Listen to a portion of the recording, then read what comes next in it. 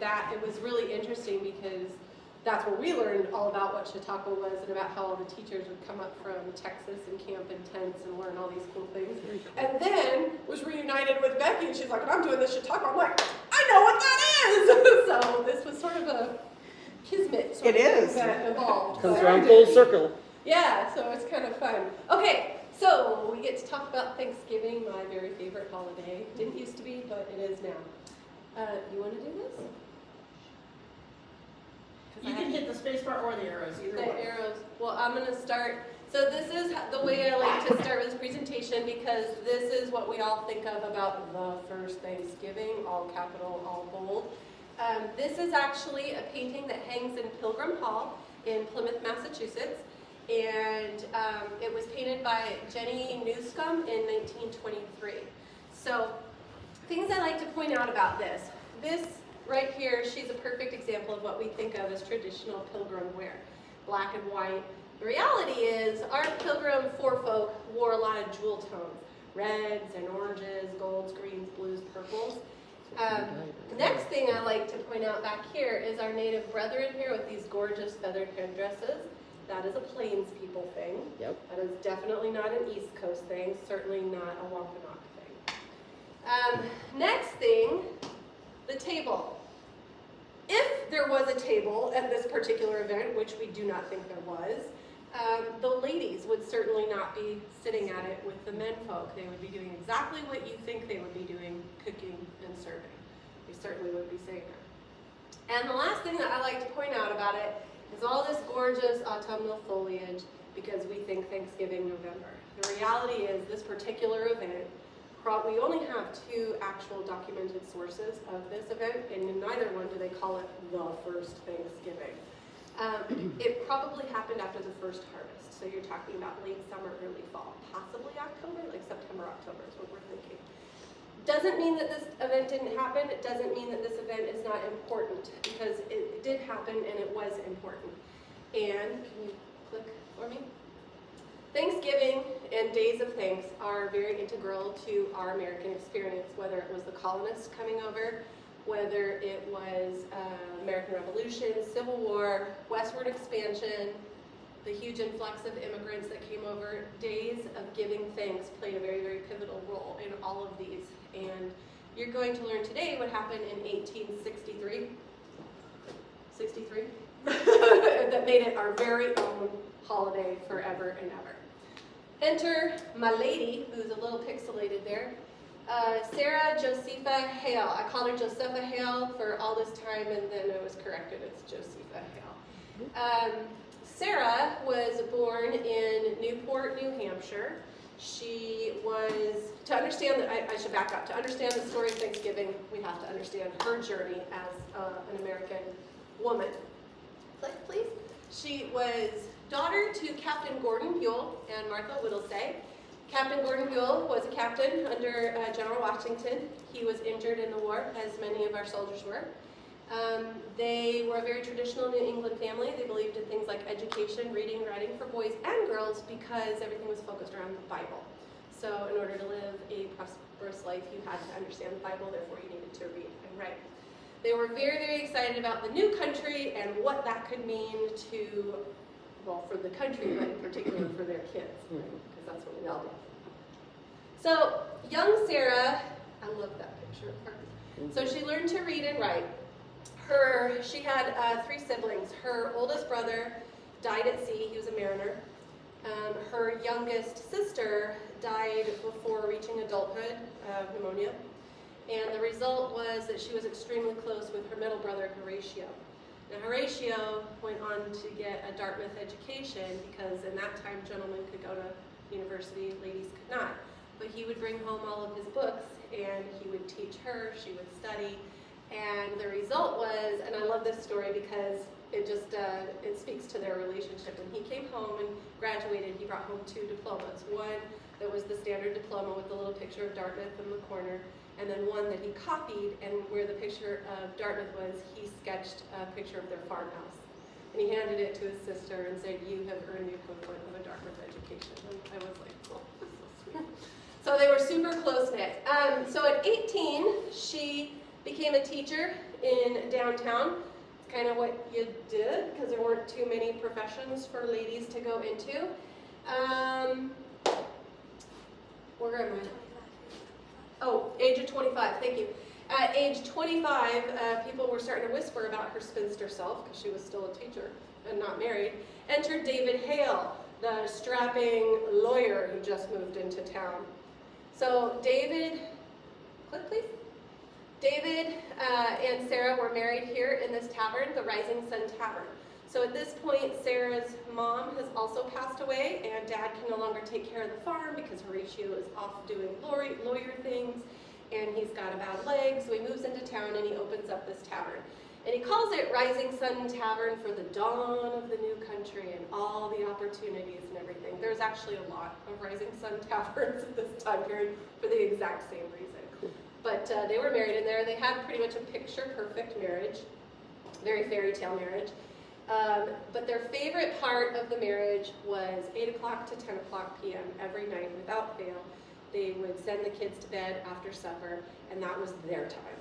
And so they read the news of the day, they read books to each other, they wrote, it was their education time. And he really encouraged her to keep reading, keep writing, and he even took some of her writings to some of the local publications. And sometimes he had to do it under pseudonyms, and then as they started liking it, then he revealed that it was his wife that was doing the writing, because again, that's the times that women couldn't just do that. Well, this time, 8 to 10 p.m. was so important to them. No matter what, he would come home after work. Well, one night he was coming home late and he braved a rainstorm to get there in time. Came in, got pneumonia, died 48 hours later. 2 weeks later, Sarah gives birth to their 5th child. So now Sarah is a single mom in the 1800s with 5 mouths to feed. This is something to be reckoned with. So she started a millinery shop in their living room along with David's sister for support, but she was absolutely terrible. Couldn't make hats worth a darn. Nobody wanted them. And so she kept on writing. And David's Freemason Lodge came to check in on her one day and said, "How's it going?" Obviously it's going terrible. And he said, "Well, do you have any of your writings?" And she says yes, and she showed him all the writings that she'd been collecting. And she went ahead and put together a foreword, dedicated it to David, and he took all those writings, and the Freemason Lodge put up the funds for it to be published. And there it is, The Genius of Oblivion. And there's the Freemason Lodge apron. So shortly thereafter, she produces her second work, which, I should back up and say, after it was published, he sent, this particular gentleman sent word to all the Freemason lodges around going, you gotta buy this, we gotta help us sister out. So it was an instant success. So that enabled her then to publish her second book, which was Northwood, Life North and South. This is a very interesting book. You can read it online. It's a very easy read. I highly recommend it. You can also get it on Amazon. This is the first book in our American history that touches on slavery. This is 25 years before Uncle Tom's Cabin, which is the one we always think of. Mm-hmm. So she calls it a stain on our national character. It's a very interesting book, and I want to read to you a passage from it. It's a conversation between Squire Romilly, which is the hero's father, and Mr. Franklin, not our Franklin, but a gentleman that comes over from England. And he says, "Is Thanksgiving Day universally observed in America?" inquired Mr. Franklin. "Not yet, but I trust it will become so. We have too few holidays. Thanksgiving, like the 4th of July, should be considered a national festival and observed by all people." So there are 2 chapters in this book that are dedicated to Thanksgiving. One is called Thanksgiving Sermon, and the other one is called Thanksgiving Dinner. Click, please. Okay, so I'm going to read to you another passage.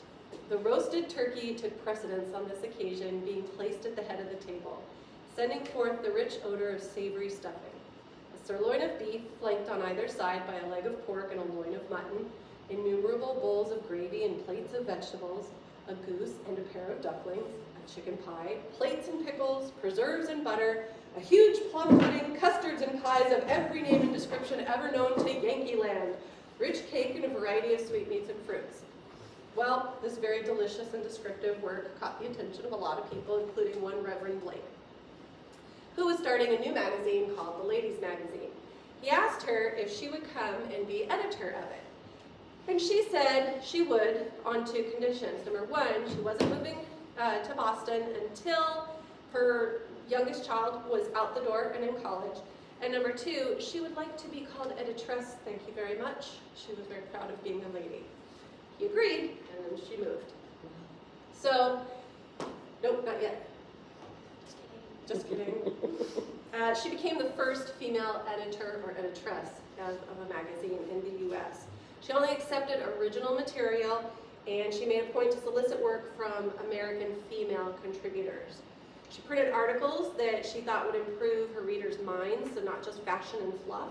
So she had a very radical campaign of exercise for women. She also had another campaign that was very against the corsets that gave that wasp waist. Another one was the idea of playgrounds in neighborhoods. We're living in a time where children are seen, not heard. And her philosophy was, or we could let them be kids and have them run out their energy, and then maybe they'll sit still when you want them to inside. So because of all these different campaigns and the outreach to American writers, American material, it was changed to the American Ladies Magazine. Then Mr. Louis Godey pops in the picture. He buys it and changes the name once again. This is the one that I think people are more familiar with. A lot of grandmas still have these in their attics, sometimes in their living rooms. So she remained editress for another 30 years, and over that time period, she became the arbiter of good taste, of manners, of fashion, of family life, of everything. So in short, she's our first influencer. She is responsible for terms like domestic science, which we don't really use anymore, but we used to, lingerie, which we definitely still use, and she's also responsible for things like the popularity of the white wedding dress. After Queen Victoria does that, she talks about it here, and it becomes a thing. So yeah, she's our first influencer, okay? She also included articles about the importance of a national holiday, Thanksgiving.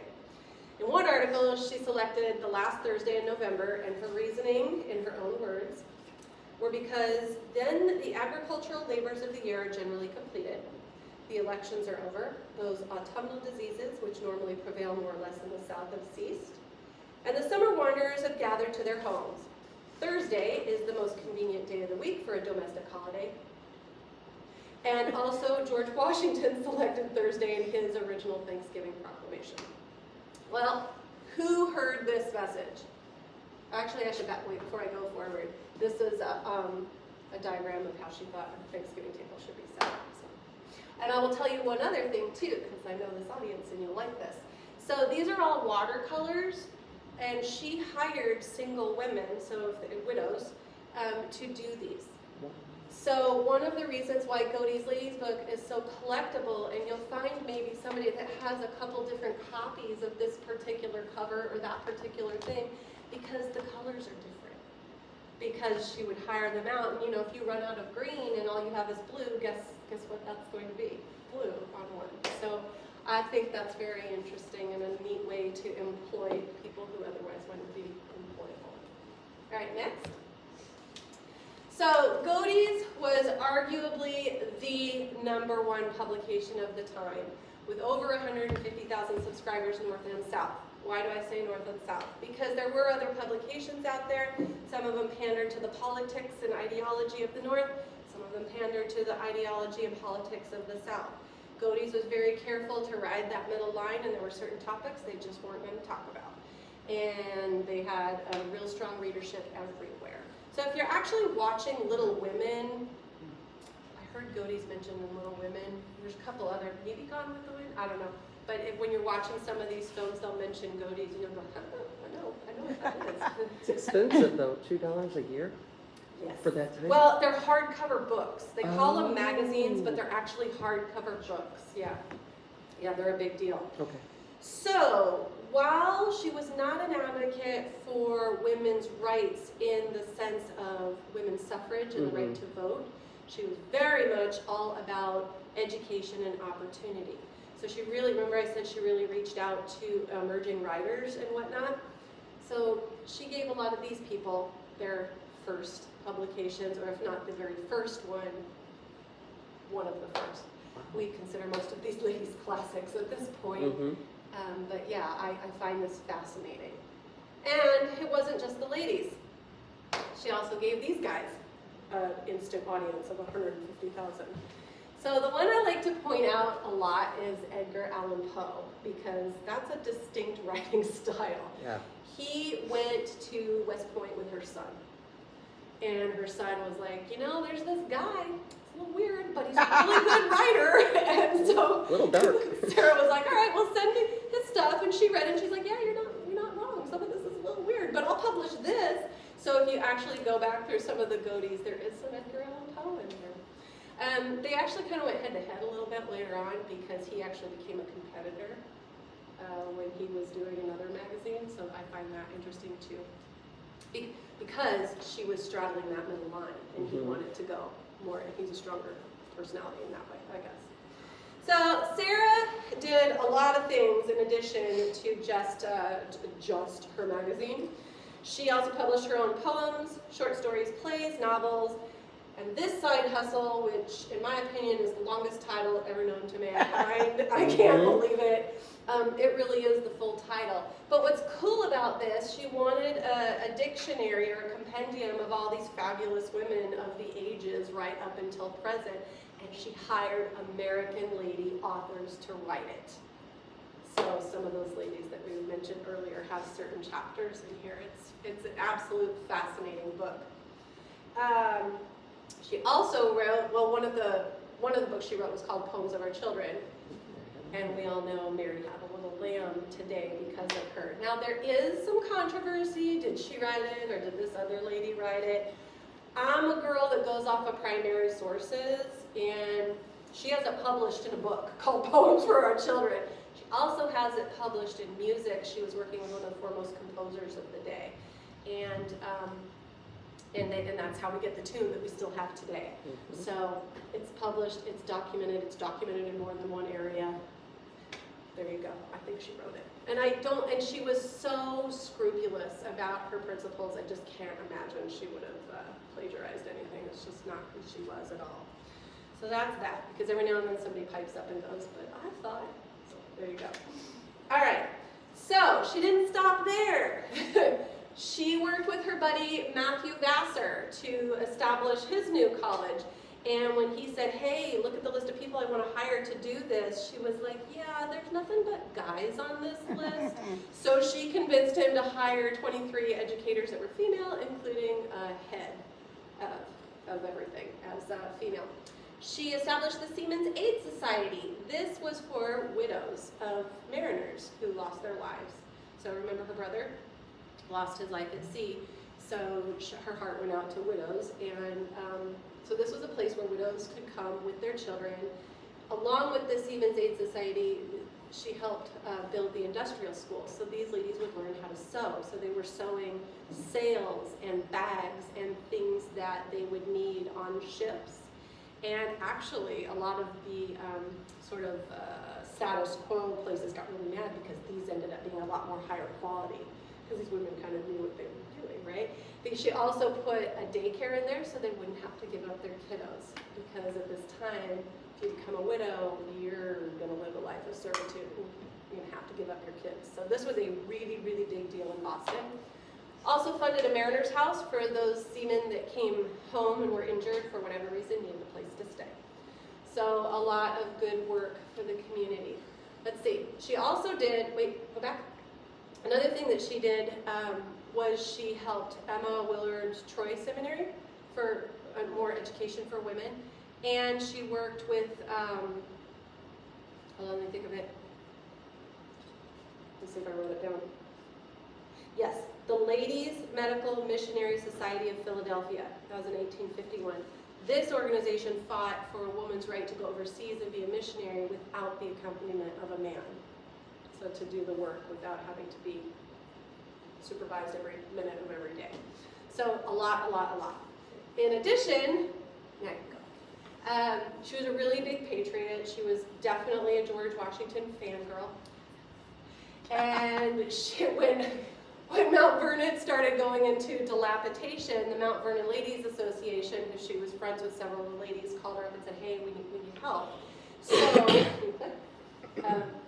she put out, so you can see it was really falling apart, and she worked with those ladies right there, and she sent out a campaign in her magazine of over 150,000 people and said, hey, could all you ladies pony up just $1? And they did. And so they were able to save Mount Vernon. Why is that important? Because she felt that every American should visit Mount Vernon at least once in their life to honor our first president, but also just to learn about how our country was founded. That is not all she did.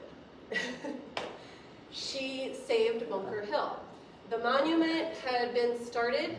It was very, very expensive. It was abandoned because it was very, very expensive, and it was scheduled to be built upon. She actually brought, because we have a small audience, I can go into some of these more tangent stories. She actually brought her kids to see it, and she was going to talk about the story. And it was half done, and she was mortified. And so when she went looking into it, found out what happened. The bricks and such were there, but they just weren't finishing it. So she started her campaign in Godey's again, like, can everybody pony up $1? And the men were like, wait, if we had the money, we already would have paid for this. And she's like, well, I'm reaching out to the women. And their response is, but who do you think has the wallet? So we have to rethink this. She reframed it, and what she asked all the ladies was to either make something, so jams, jellies, a shawl, whatever, or give up something. Your Starbucks. And you pony up that money, and she put on a 5-day craft fair. And they made well over the amount of money that they needed to finish it. They finished it. She was not present for the finishing, and so they sent her this cute little monument thing that said Bunker Hill, started by the men, finished by the ladies. And I love that. And I feel like that speaks to her legacy in general, because she received a lot of flack by some of her friends, like Susan B. Anthony, for not jumping on the suffrage train, but she felt very strongly that men and women were supposed to work together in their divinely appointed spheres. Those are her words, divinely appointed spheres. So politics, voting, all of that is where men do their business, raising the kids, the home, talking about the politics, making decisions together, that's the woman's realm. So I find that very interesting. It's a take that we don't hear a lot about in history. Okay. Yeah. Okay, so that brings us to my favorite legacy of Sarah's, and that is Thanksgiving. So at this point, I like to reflect on her life thus far, because she was the daughter of a Revolutionary War captain, big-time patriot. She helped save Mount Vernon. She helped save Bunker Hill. She helped women, widows, children, and young ladies in a way that nobody else had ever before in this country. And she saw it all headed for certain destruction, the Civil War. So she felt very strongly that a day set aside to just focus on giving thanks was something that every state could benefit from, and therefore the Union in general. So she made this massive campaign. She started writing thousands and thousands of letters to all the government officials, and she just wasn't going to stop until she had every single state say, yes, we will do this. Sometimes she showed up in person, knocking on the door and going, hey, did you get my letter? She was passionate for sure. So some states didn't celebrate Thanksgiving. It was definitely a Yankee thing, so all the southern states blew it off because at this point tensions are really high. But in the northern states, it wasn't celebrated at the same time or the same day. So it depended on when they were harvesting, and it depended on what historical moment you were honoring or celebrating, because we have a couple different conflicting dates for the first Thanksgiving, right? So, so she went after everybody. She was a little, oh wait a minute, go ahead. Remember this book that she published? Well, people went nuts over it. Remember when Hamilton came out and everybody went crazy for Hamilton. That's the kind of hoopla was around this book. And not just here, but overseas in England, because England is very fascinated about what's going on in the country that just divorced them. And this book talks about, it's about a family who's kind of split in two. So the brother lives in the north and the sister lives in the south. So you get a real feel of the two different dynamics that are going on in our country at the time.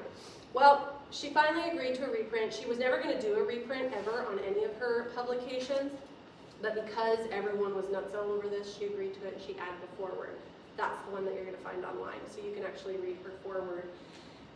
She talks a little bit more about slavery in it, and she also talks a little bit more about Thanksgiving. And she's kept her campaign in her magazine.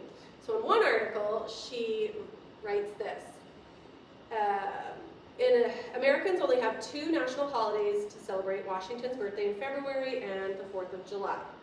These, she wrote, are patriotic and political, are not the sounds of war born on the breezes of those festivals.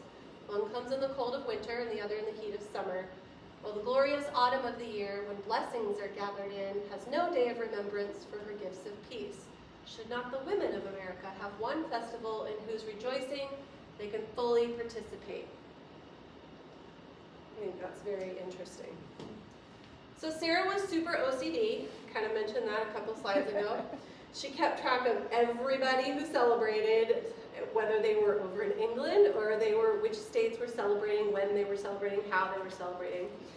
And she campaigned and sent letters to all of these presidents here: Zachary Taylor, Millard Fillmore, Franklin Pierce, James Buchanan, and Abraham Lincoln.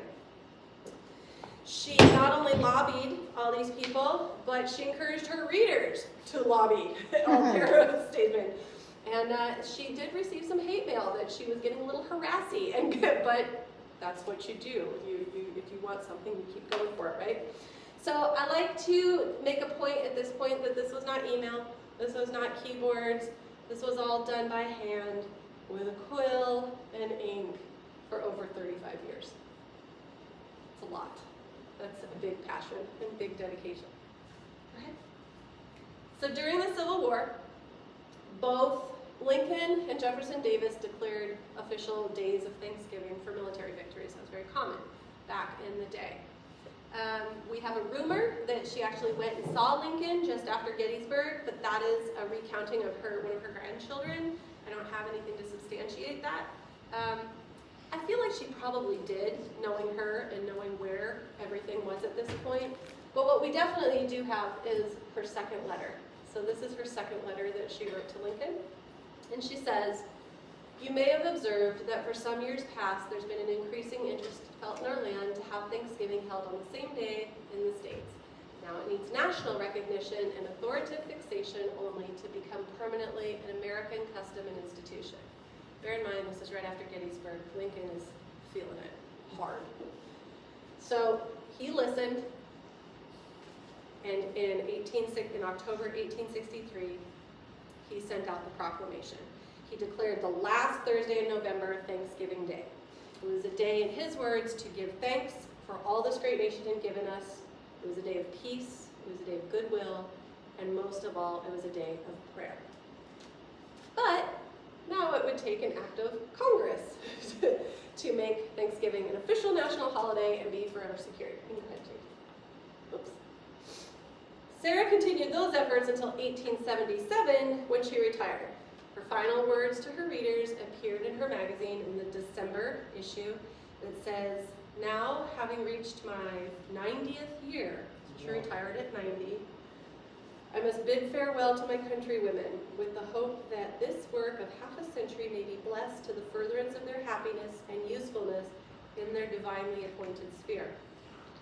New avenues for higher culture and good works are opening before them, which 50 years ago were unknown. That they may improve these opportunities and be faithful to their higher vocation is my heartfelt prayer." She died in her home in Philadelphia with her family at the age of 90. She's buried in a very simple grave in Laurel Hill Cemetery. Sage and I got to see it this April. Awesome. It was very moving. I read my book to her. I cried. It was a moment. It was kind of neat. So Congress finally made Thanksgiving a legal holiday in 1941. This was in response to another conflict, World War II. That year, November had 5 Thursdays. So, in true American form, hoping that more shopping days would make more sales, the National Association of Merchants asked the president to change Thanksgiving from the last Thursday to the 4th Thursday of the month. Well, he did, and chaos ensued everywhere. People absolutely flipped out. The White House was inundated with all kinds of telegrams. Somebody's very excited for Thanksgiving over there. They were inundated with telegrams. They didn't know what to do about football games. They didn't know what to do about school being off. The calendar companies went nuts. It was a thing. So, this is one of my favorite slides. I love this slide.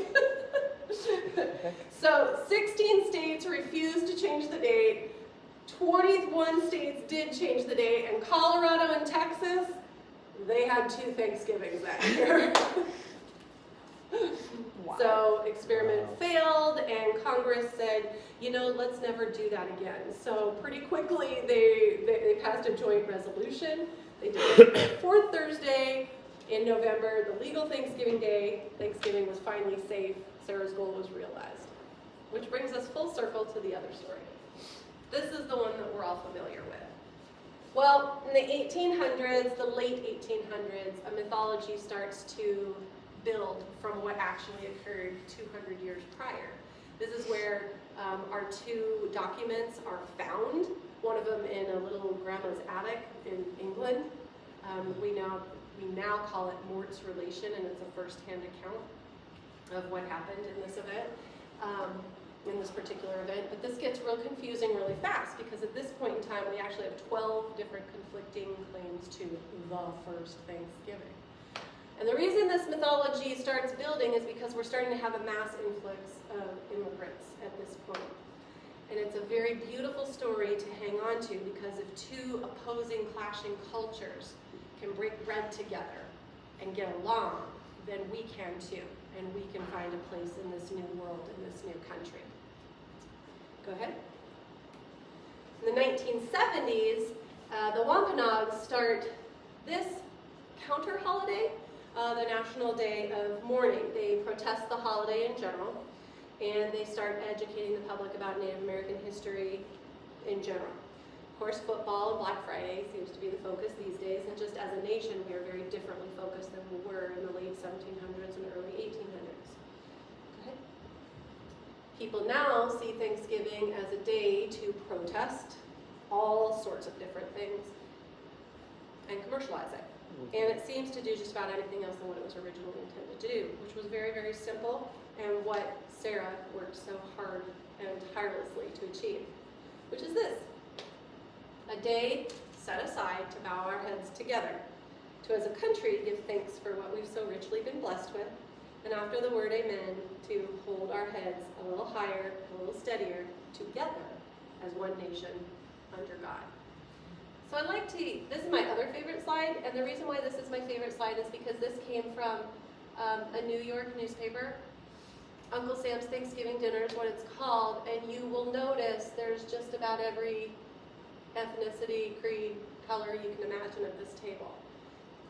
And that's what people glommed onto, as it should be. Okay, so I'd like to close with 2 things. In 1937, historian Samuel Eliot Morison famously wrote that the Pilgrims are our spiritual ancestors of all Americans, whatever the stock, race, and creed. Today, obviously, we live in some very fractious time, and there's a lot of people that are out there focusing on what divides us rather than what brings us together. This is an opportunity for us to show what brings us together, and always has. Which brings me to, I always like to end by saying thank you to Ms. Sarah Hale for all of her hard work, original daughter of the American Revolution, and her legacy that we now have the opportunity to bring to our Thanksgiving tables and educate other people about and enjoy. So that is my presentation. Thanks. And here's my book.